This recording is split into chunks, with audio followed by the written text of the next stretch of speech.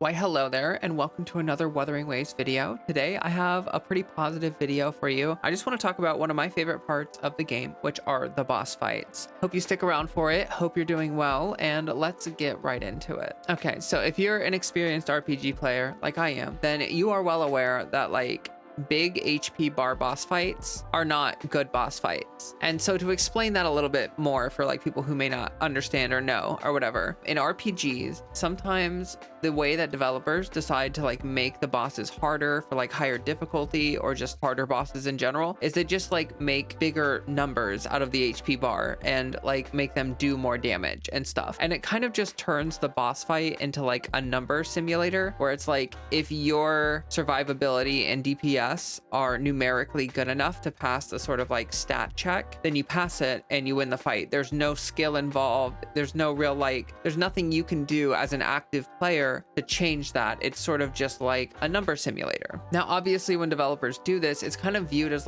lazy game design. It's you really shouldn't be just stuffing more numbers into the HP bar to try to make the boss harder. That is simply not the thing. That is not it. That is not the vibe. So the reason I'm here today is because Kuro Games has made a game, Wuthering Waves, and in this game there are boss fights, and in these boss fights there are some pretty cool things happening. First of all, I want to talk about the fact that the animations in the bosses in general are really cool. I have a little bit of an observation to make, which I think is kind of interesting. I was kind of playing through the boss fights in the game, and I noticed that there are certain bosses that to me seem actually inspired by other companies and other boss fights.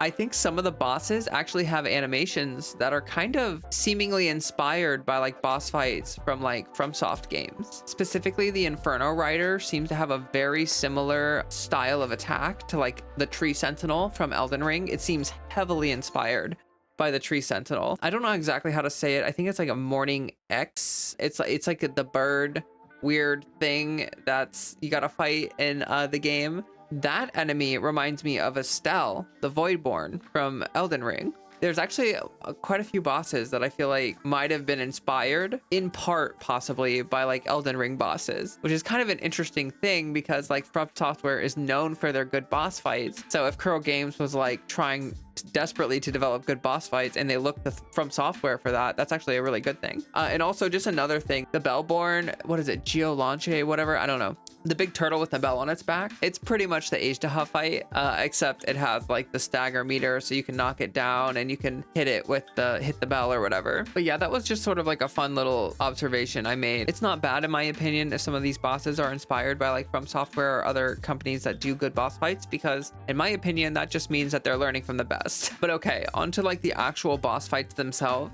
I am just really impressed. First of all, the move sets. Each boss has a varied move set, and it does not feel like they're doing the three same attacks over and over and over. It feels like they have a variety of different attacks that they can use at their disposal. Also, there's a lot of different kind of mechanical stuff happening in the boss fight. There's the stagger meter, but there's also counter attacking and parrying, and even there are special attacks that the bosses have where you can use special echo parries to do a special super counter or whatever. Really what it means is that the boss fights have a lot of active mechanics in them, so that they're not just wailing on a boss with an HP bar. You can beat up the bosses and abuse the stagger bar, abuse the counter attack to knock the bosses down more frequently. And by doing that, when the bosses go into a down state, you can really wail on them for a bit. It feels so good. So specifically to talk about the counter attack mechanics, one of the reasons I really like it so much is because I feel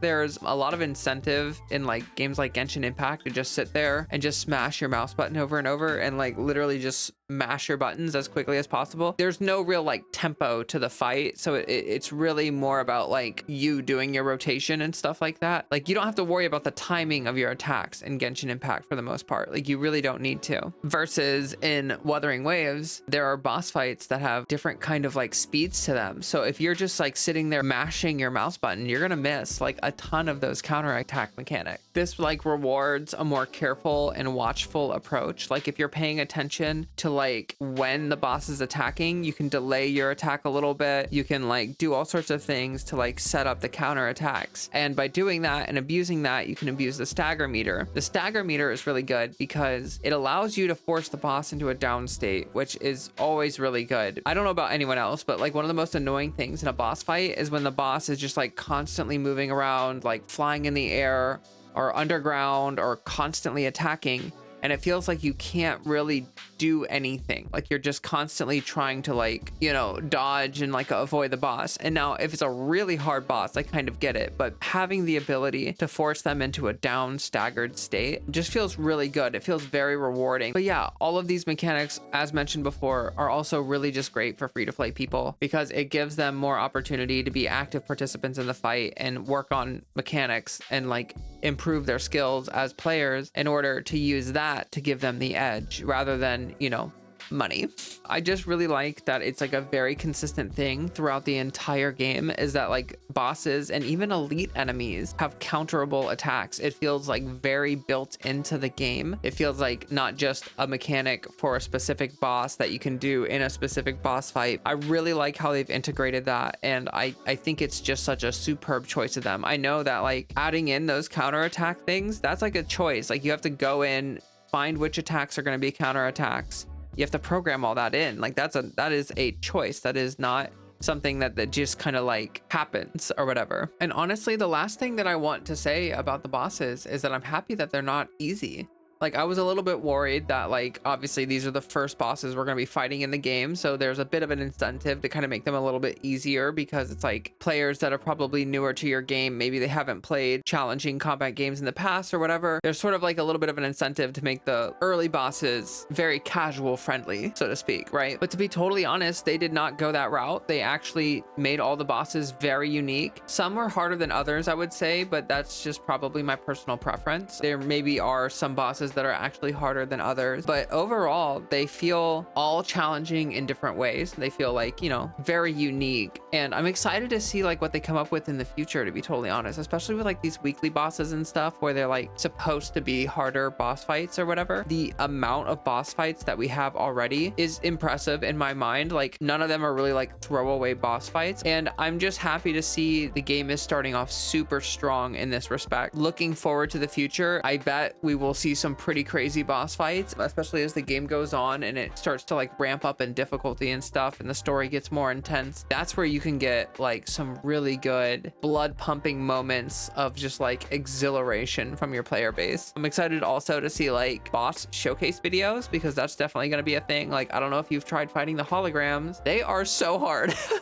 My characters aren't particularly super well built yet. I don't think anyone is or anything. So it's a little bit hard to judge like how hard is this game after we've built everything completely. But I'm really hoping that there's always sort of like that edge of difficulty in the game. Even if I have perfectly well built characters on the highest difficulty on the hologram, I want that to still be hard. Like I want that to still be a challenging fight. I want to still feel like I'm in danger of getting 2 or 3 shot by a boss. And I want to feel like I have to actually rotate properly and do the fight properly to defeat the HP bar. If it gets to the point where you're like taking down the boss in 20 seconds and you don't have to care about the mechanics, you don't have to care about anything, then you're sort of just like not fighting anymore. You're sort of just not doing the boss fight. And I'm a little bit afraid that the game will go in that direction, especially if there's like power creep and stuff like that. But we will just have to see. Who knows? And there's also always the end game modes where they can like take world bosses and then they can like ramp them up a bunch. They can make them harder. They could even like potentially make them more aggressive and other things like that. So it's not just adding more HP to those bosses. That's pretty much going to be the end of this rant. I just wanted to have a positive, rambly video talking about pretty much one of the best parts of the game so far, which are the boss fights for sure. It just really feels like the boss fights in Wuthering Waves are where all the combat elements come together and you feel it, like the synergy between everything. And it's just really wonderful. A really good showcase of what the game is capable of. All right, well, that's going to be it for me. I appreciate you so much for watching. If you got this far, go ahead and hit the like button. leave a comment down below. Let me know what's your favorite boss fight. Like, which boss do you have the most fun fighting, that you think is like the coolest or whatever, that you find the most epic. And I will have a Discord link pinned in the comment section. Also, you can get it from my link tree, which is in the description of my video.